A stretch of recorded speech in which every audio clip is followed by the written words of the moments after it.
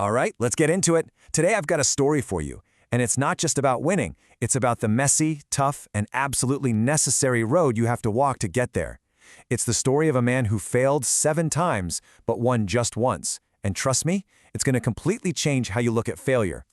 It all kicks off with this really simple but powerful line. This isn't a story about some overnight genius or a lucky break. Nope. This story is defined right from the very beginning by repeated failure. And honestly, that's what makes it so important. So who is this guy? His name's Rohan, and when he was 22, he had a dream that I think a lot of us have.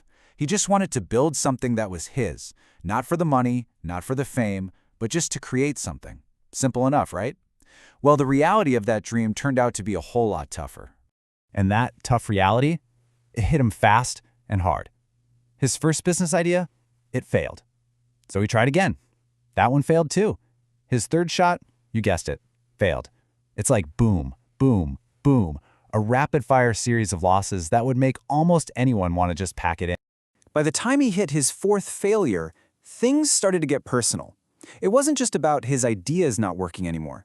People started slapping labels on him, and not the nice kind. He became the jobless dreamer. Ouch! It's the kind of insult that just writes off all the effort, as if it's some childish fantasy.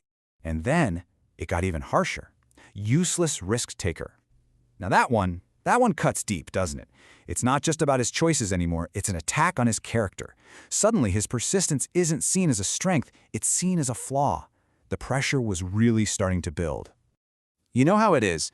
You hear something negative enough times, and eventually, that little voice in your head starts to agree with it. By failure number 6, all those outside voices became his own inner voice. He started to think, maybe they're right. And that is a dangerous, dangerous place to be. And that brings us to the absolute bottom, rock bottom, the 7th failure. This wasn't just another setback. This was the one that finally brought him to his knees. This was the moment he just broke. And you know what the final blow was? It wasn't an angry investor or a business partner leaving. It was his own mother. Seeing him so beaten down, she just broke into tears and begged him, please, just get a safe job. Coming from a place of love, that probably hurt more than anything else. So in that moment of just total despair, this is the question that took over his mind. Maybe his mom was right. Maybe all those critics were right.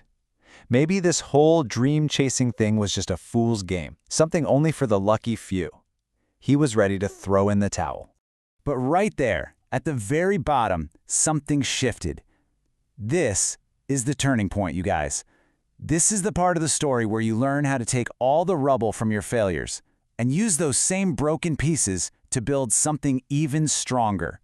And for Rohan, it all started with a single memory. He remembered something his grandfather used to tell him. And this is so important, so listen close. Success doesn't follow effort. It follows consistency in effort. See the difference? It's not about one heroic push. It's about showing up, day after day after day, especially when it's hard. That idea became his new compass. And so he picked himself up, dusted himself off, and decided, okay, one more time. Number 8. But this wasn't just another hopeful attempt. No, this time was different. He wasn't just bringing his passion to the table, he was bringing all his scars and all the lessons they taught him. And this is where the magic happened. He went back and took something from every single failure. From failure number 1, he learned to trust the data, not just your gut feelings. From number 2, start small and test things quickly. Number 3 taught him to build for his users, not his own ego. He learned that cash flow is the literal oxygen for a business, that the team is more important than the idea, that being patient is an actual strategy. And the biggest lesson of all, failure isn't the end. It's the classroom. So, this brings us to the final act, the one success that made all the difference. And it wasn't about getting lucky on try number 8.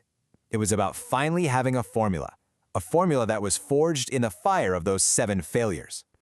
So what was this incredible, life-changing 8th business? Some revolutionary, super complex idea?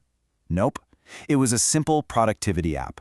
But its simplicity was its greatest strength, because it was built on a solid foundation of 7 hard-won lessons. And did it work? Oh, it worked. Within just 2 years, that little app hit 1 million downloads. 1 million. That number isn't just a number, it's the payoff for every single lesson he learned along the way. So, of course, after a home run like that, everyone comes calling. Everyone wants to know the secret sauce. What's the trick? What's the one thing you did that made it work? And Rohan's answer is just perfect. It's the whole point. He said, I don't have a secret. I just failed more times than most people even try.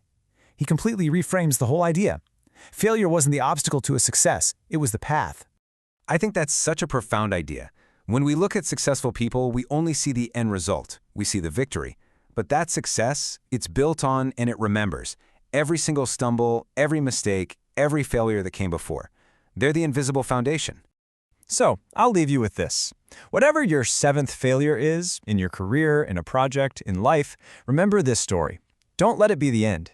Never stop at 7, because you just never know if number 8 is the one that changes everything.